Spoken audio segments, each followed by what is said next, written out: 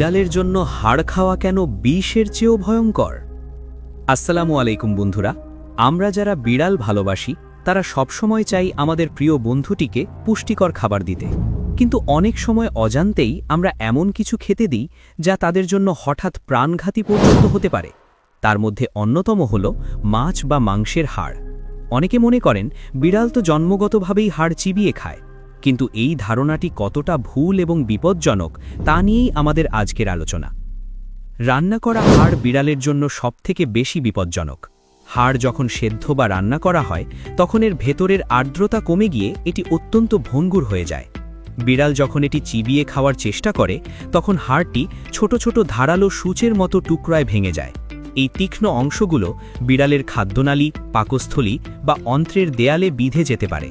একে চিকিৎসাবিজ্ঞানের ভাষায় internal puncture বা অভ্যন্তরীণ ছিদ্র বলা হয়, যা থেকে ইন্টারনাল ব্লিডিং বা অভ্যন্তরীণ রক্তক্ষরণ পর্যন্ত হতে পারে। শারীরিক সমস্যা শুধু রক্তক্ষরণই নয়, আরও অনেক সমস্যা দেখা দিতে পারে। প্রথমত, হাড়ের টুকরো বিড়ালের গলায় বা শ্বাসনালীতে আটকে যেতে পারে, যার ফলে দম বন্ধ হয়ে কয়েক মুহূর্তের মধ্যে বিড়ালের মৃত্যু হতে পারে। দ্বিতীয়ত, হাড় চিবোতে গিয়ে বিড়ালের মূল্যবান এবং স্পর্শকাতর দাঁত ভেঙে যেতে পারে। তৃতীয়ত, হাড় অনেক সময় হজম না হয়ে অন্ত্রের মধ্যে জট পাকিয়ে ব্লকেজ তৈরি করে। এর ফলে বিড়ালের স্বাভাবিক মলত্যাগ বন্ধ হয়ে যায় এবং অসহ্য যন্ত্রণার সৃষ্টি হয়।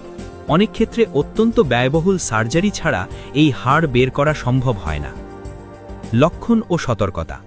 যদি আপনার বিড়াল ভুল করে হাড় খেয়ে ফেলে তবে তার আচরণ লক্ষ্য করুন। যদি সে বারবার বমি করে, মুখ দিয়ে অতিরিক্ত লালা পড়ে, খাবার খেতে অনীহা দেখায় বা যন্ত্রণায় কুঁকড়ে থাকে, তবে বুঝবেন হাড় তার শরীরের ভেতরে কোনো ক্ষতি করছে। এমন অবস্থায় এক মুহূর্ত সময় নষ্ট না করে অভিজ্ঞ পশু চিকিৎসকের কাছে নিয়ে যান। মনে রাখবেন, বিড়ালের পাকস্থলী মানুষের মতো সব ধরনের শক্ত হাড় হজম করার জন্য তৈরি নয়। তাই আপনার আদরের বিড়ালটিকে সুরক্ষিত রাখতে আজই হাড় খাওয়ার অভ্যাস বন্ধ করুন। তাকে হাড়হীন সেদ্ধ মাংস বা ভালো মানের ক্যাট ফুড দিন। আপনার একটি ছোট সচেতনতা আপনার পোষ্য বন্ধুর জীবন বাঁচাতে পারে। সুস্থ থাকুক আপনার প্রিয় বিড়াল। ধন্যবাদ আমাদের সাথে থাকার জন্য।